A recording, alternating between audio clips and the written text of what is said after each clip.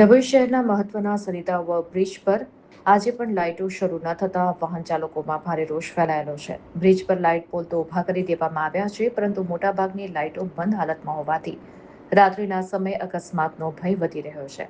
મળતી માહિતી મુજબ રેલવે ઓવરબ્રિજના નિર્માણ માટે અંદાજે ₹42 કરોડથી વધુનો ખર્ચ મંજૂર કરવામાં આવ્યો હતો. માર્ગ અને મકાન વિભાગ દ્વારા કોન્ટ્રાક્ટરને કામ પૂર્ણ કરવા માટે 15 મહિનાનો સમય મર્યાદા આપવામાં આવી.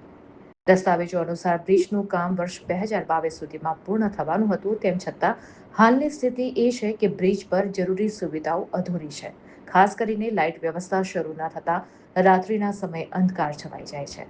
સ્થાનિક નાગરિકો અને દૈનિક વાહન ચાલકોનો આક્ષેપ છે કે બ્રિજ પર અકસ્માતની શક્યતાઓ સતત વધી રહી છે.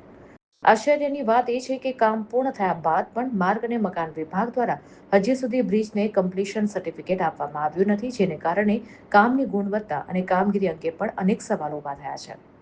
સ્થાનિકોમાં માંગ ઉઠી છે કે તાત્કાલિક ધોરણે બ્રિજની લાઇટો કાર્યરત કરવામાં આવે અને બાકી રહેલી પ્રક્રિયા પૂર્ણ કરીને સત્તાવાર રીતે બ્રિજને જાહેર ઉપયોગ માટે સંપૂર્ણ જાહેર કરવામાં આવે.